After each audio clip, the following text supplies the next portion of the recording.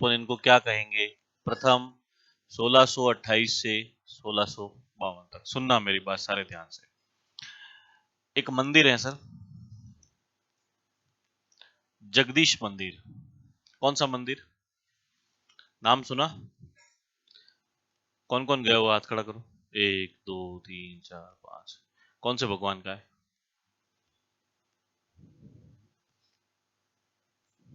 शिव जी का। तो जाके आया ना? कृष्ण। शिव जी के कृष्ण।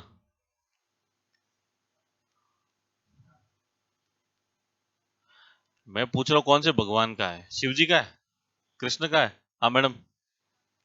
ठाकुर जी। ठाकुर जी क्या होता है? कृष्ण भगवान। यस। है कृष्ण भगवान का। हाँ भाई पीछे ठाकुर जी का है। और कौन गया हुआ था आप लोगों में से? यस विष्णु। और कोई पीछे? और आपको वहां शिवलिंग दिखा क्या अंदर? दोनों को दिखा तुम लोगों को? तो तुमने ऐसा कैसे कह दिया शिव जी का मंदिर है? आपने शिव जी का कैसे कहा? आंखें बंद करके कैसे?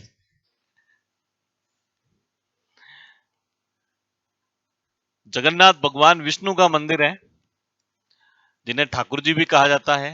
एक ही बात है सारी। जगदीश मंदिर।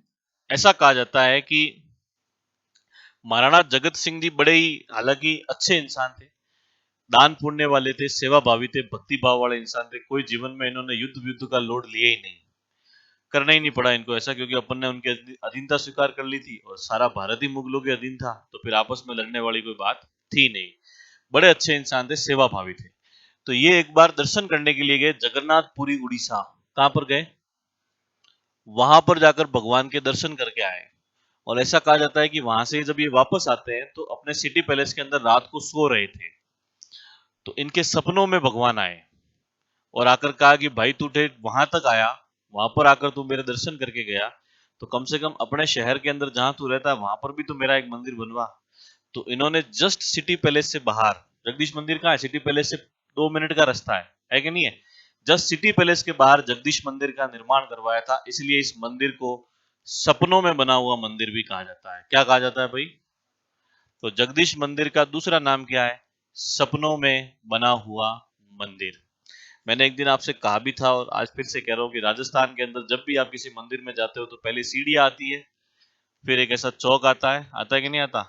यहाँ गर्भगृह होता है, एक यहाँ छोटा मंदिर, एक यहाँ, एक यहाँ, एक यहाँ, एक ऊपर ऐसा गुंबद कलश लगा होता है और एक क्या लगा होता है? झंडा। तो चार अन्य देवताओं के साथ एक प्रमुख देवता। इस शैली को क्या कहा जाता है? पंचायतन शैली। तो जगदीश मंदिर कौन सी शैली में बना हुआ है? अब राजा ने आदेश दिया है तो कोई राजा खुद तो बनाने गए ही नहीं होगा, कोई कारीगरों ने बनाया होगा। तो दो कारीगर थे इसके, एक का नाम तो है भाणा। क्या नाम है भाई? और एक का नाम है मुकुंद। क्या नाम है?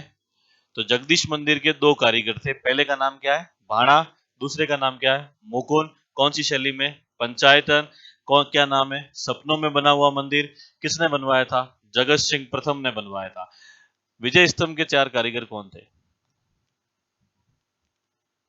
जेता, नापा, पोमा और पूंजा। इसके दो कौन है? भाणा और मुकुंद। इस मंदिर के पास के अंदर एक शिलालेख लगा हुआ है।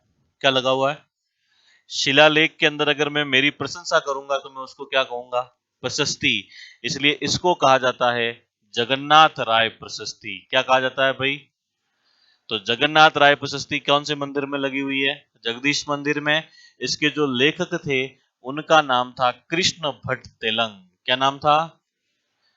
अपन आगे पढ़ेंगे कि इसके बाद महाराणा राज सिंह जी ने राजसमंद के अंदर राज सिंह प्रशस्ति लगवाई है, जिसका जो लेखक था वो इनका पुत्र था और उसका नाम था रणछोड़ भट्ट तेलंग। क्या नाम था? तो जगन्नाथ राय प्रशस्ति कौन से मंदिर में लगी हुई है? जगदीश मंदिर में, जिसके लेखक कौन थे? कृष्ण भट्ट तेलंग। और इस मंदिर का निर्माण जगत सिंह जी ने करवाया था। दूसरी बात सर, एक शब्द है सर, धायमा। धायमा क्या होती है? पन्ना धाय किसकी धायमा थी? उदय सिंह की धायमा। अपने बेटे बलवंत का, बनवीर का बलिदान दिया था। Very good.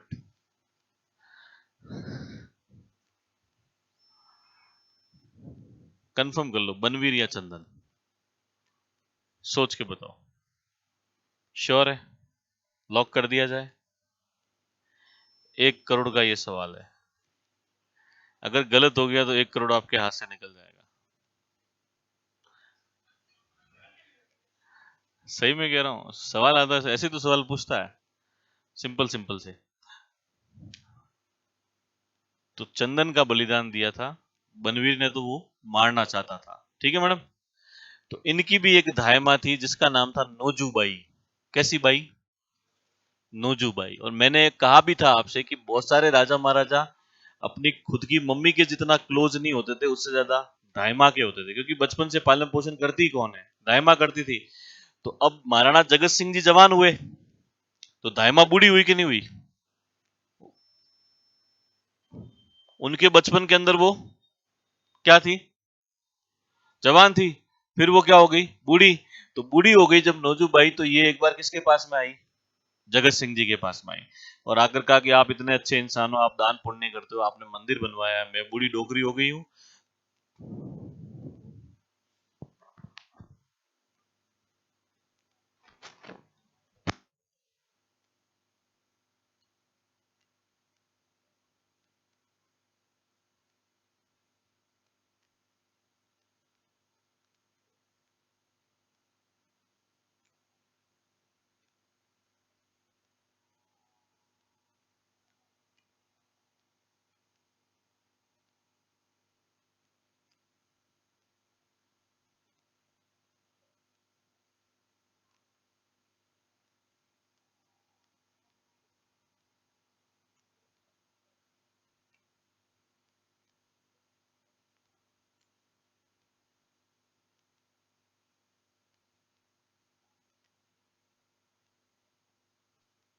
वैसे लेकिन अपन रिचार्ज 10 तारीख को ही करवाएंगे, भले आप कितना ही माथा खा लो। तो नोजूबाई जो थी वो इनकी दायमा थी, और वो दायमा उनके पास में आई और आकर कहा कि साहब आप सबके लिए मंदिर बनवाते हो, मेरे लिए भी एक क्या बनाओ, मंदिर बनाओ। तो इन्होंने अपनी दायमा नोजूबाई के लिए पर्सनल भगवान विष्णु का एक मंदिर बनवाया है, जस्ट जगदीश मंदिर के पीछे वाली साइड, जो दायमा के लिए बनवाया गया था, इसलिए इसको कहा जाता है दाय का मंदिर। कौन सा मंदिर भाई?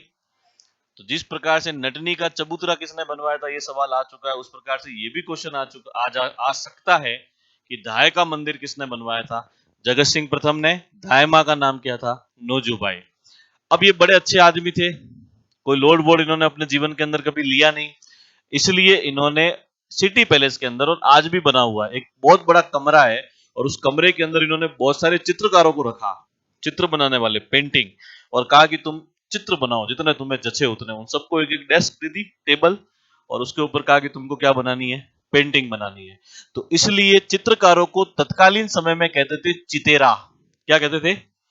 इसलिए उस रूम को कहा जाता है चितेरों की ओवरी। क्या कहा जाता है? चितेरों की ओवरी। जब उसके अंदर पूरे के पूरे चित्रकार थे और वो वहां क्या बनाते थे? पेंटिंग बनाते थे। और उन्होंने बहुत सारी तस्वीरें बनाई, बहुत सारे चित्रकार थे, सुबह से शाम तक काम ही ये था। इसलिए इसी का दूसरा नाम है तस्वीरारो कारखानो। किसका कारखाना? तस्वीरारो कारखानो। तो चितेरों की ओवरी या तस्वीरारो कारखानों का निर्माण किसने करवाया था? अरे किसने करवाया? इसलिए मेवाड़ चित्रकला शैली का स्वर्णकाल किसके काल को कहा जाता है? बात समझ में आई या नहीं आई? The golden era of Mewar paintings Jagat Singh प्रथम के काल को कहा जाता है, क्योंकि इन्होंने चितेरों की ओवरी और तस्वीरारों कारखानों का क्या करवाया? निर्माण करवाया था। ठीक है। अपन ने मेवाड़ मुगल संधि करी, कब करी अपन ने मेवाड़ मुगल संधि? 1615 में करी। उसकी एक शर्त थी कि आप चित्तौड़गढ़ का क्या नहीं करवाओगे? नहीं कराओगे।